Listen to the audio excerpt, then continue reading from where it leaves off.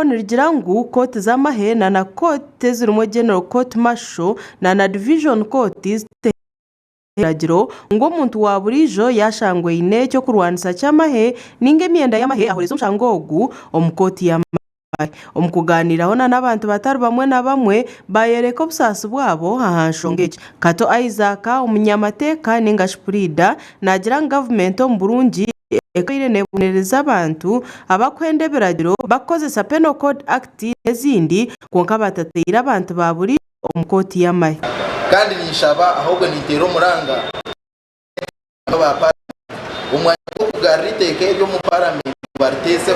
babone bateke mu muntu wa burijo ngo bagumene bamuzesa umukoti ze kinyama ahubwo inkabire nimbahereza amagezi bagaruke bakozese amateka kuturi kose umuntu wa burijo umukoti za burijo babe no bayongera kuteka bushonshoreke uburi kwata hamudwena obashanga ayine ibikozesho by'abasirikare enyuma ho abaramuzi bakote rukirayo bukuru ningashigete Supreme Court mushanju eyebembeiro Chief Justice Alphonse Owinodoro omukwezi ko kubanza ekasharamu ku kote z'amahe tizishemereire gukora hamushango y'abantu baburijo Kato yashoborera ngo iteka rya UPDF rikatebwaho ngo umusirikare agire mico mirungi omuntu ine kitsi agire mico bwanyuma ihanga rigira obusinge ahabo kuba court martial ekatebwaho government generalshe iritekale kaletwa kugira ngo umusirikare asigaze discipline umuntu wena yine chisi asigaze discipline echise cyo wabo tatiroho iteka ryamani mununga nushanga umuntu yacukozesa konkati sasirogo munya Uganda uwabihabihirwe akatwarwa ko mburekera atamanye mburuneji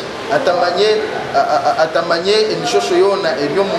mu mateka g'abasirikare ukamutwara ukamuteka mu mateka g'abasirikare yagumza mu yashobora amateka agari hagati yo muntu wa burijo na no musirikare amateka ga military guards very strong obusinga amateka agutuye kunyahera agabasiriya narishi agabanya Uganda babo banyo ni pabura government narenga ni pabura member ba parliament mushabe parliament okuhinda hindura umumateka kutwira ntosizamu abanya-Uganda baburijo kuba abantu batekaga amateka agamani ago kubasa kutangira umunya-Uganda we no kukozesa ibintu ngebyo biri kwishitamiza nebyamahe oyesi jomwe amonero baremera omwebembezo mu FDC yashobora nko kwabaramuzi bashaze mungu abantu baburijo tubashemerere kutwarwa mu koti z'amahe abaramuzi ubona unanimously agreed ngo civilians narishibitwa abatari basirikare zitaza kukozezwa umukoti z'amahe konka batayibitu abo kunda kushisha ko kutubagambira bo bataramubayena ngo bagarke bahindura mu iteka twari ya parliament bakuzidoingite NRM caucus bakustama bakugira ngo amwihe itekeri ya UPDF ribere ryo parliament koza under UPDF Act 205 bagira ngo bariyeyo bakore mu endongosereza nacu bahinda indwemu